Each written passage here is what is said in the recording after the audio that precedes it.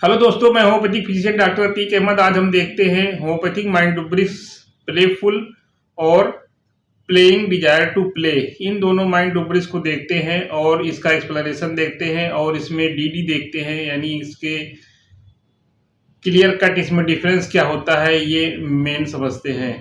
तो प्लेफुल के मतलब ये होता है कि मौज में डूबा हुआ रहता है। जैसा कि नाम है प्लेफुल, यानी फुल इन प्ले कह सकते हो, यानी बिल्कुल खेल में बिल्कुल से डूबा रहता है। खेल में उनका हरदम खेलने का ही मन करता है, हरदम उसका मन करता है कि हरदम जो है हम किसी न किसी मनोरंजन में लगे रहें। तो इसमें क्या होता है कि जैसे ज़्यादातर ये माइंड ब्रिज बच्चों के लिए होता है, तो बच्चों में अक्सर ये होता है कि वो अपने आप अपने से ही खेल में लगे रहते हैं, अपने आप को बिजी रहते हैं, अपने आप से खेलते हैं। उनको किसी की सपोर्ट की ज़रूरत नहीं पड़ती, किसी और लोगों की ज़रूरत ना रहे जब, तो वहाँ पे हमको प्लेफुल माइंड बेस लगाना है।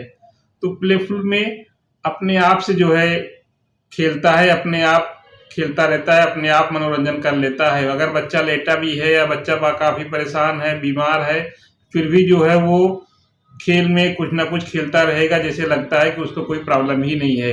इस तरीके से बड़ों में भी अगर ये माइंड डुबरिंग देखें तो बड़ों में भी जो है वो एडल्ट में भी ये होता है कि वो अपने आप को जैसे कोई भी प्रॉब्लम हुई है तो वो प्रॉब्लम की तरफ ज़्यादा ध्यान नहीं दे रहे हैं, प्रॉब्लम की तरफ ज़्यादा सीरियस नहीं है और लगता है कि उनको इतनी बड़ी प्रॉब्लम नहीं है, उनको इतना ज़्यादा प्रॉब्लम नहीं है और वो अपने आप को बिजी रखते हैं, अपने आप को व्यस्त रखते हैं, अपने आप को कुछ ना कुछ करते रहते हैं। तो ऐसा लगता है कि जैसे इनको बहुत बड़ी दिक्कत नहीं है, ज़्यादा इनको दिक्कत नहीं है। तो ज़्यादातर ये माइंड डुबरिस बच्चों में भी मिलता है, बड़ों में भी मिल सकता है।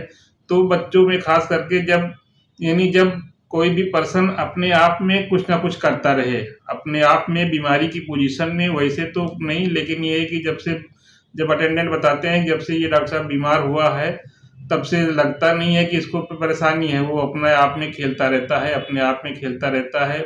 और बड़े लोग रहेंगे तो ये भी बोल सकते हैं कि वो अपने आप में बिजी रहते हैं, कुछ ना कुछ अपने आप करते रहते हैं, अपने आप को बिल्कुल बिजी रखते हैं।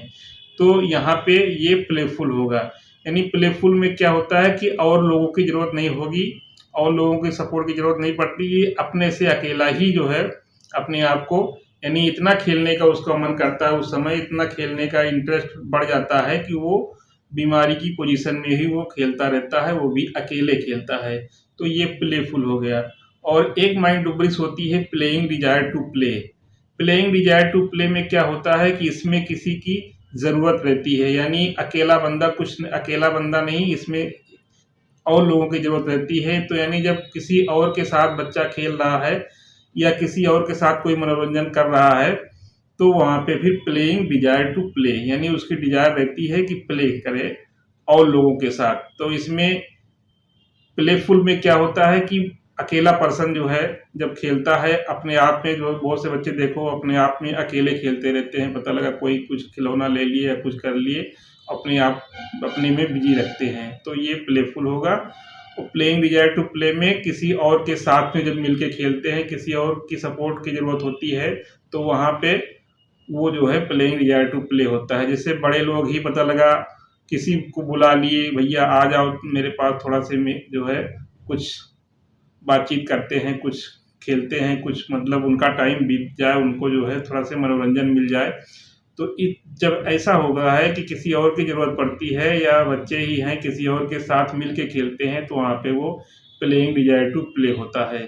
तो इस तरीके से इन दोनों माइंड डुबरिस में अगर हम माइनर डिफरेंस देखें तो प्लेफुल में क्या होता है कि वो अपने आप से जो है, कोई भी पर्सनालिटी अगर अपने आप से ही खेलती है, अपने आप अकेला खेलती है, अकेला खेलता खेलती है, तो वहाँ पे फिर वो जो है प्लेफुल लेंगे।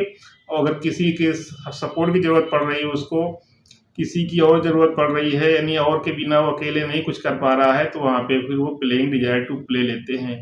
तो इस तरीके से इन दो माइंड डुबरिस को हम क्लियर कट समझ सकते हैं। तो दोस्तों हमें उम्मीद है कि ये माइंड डुबरिस आपको समझ में आ गया और इसके डिफरेंस भी समझ में आ गया होगा।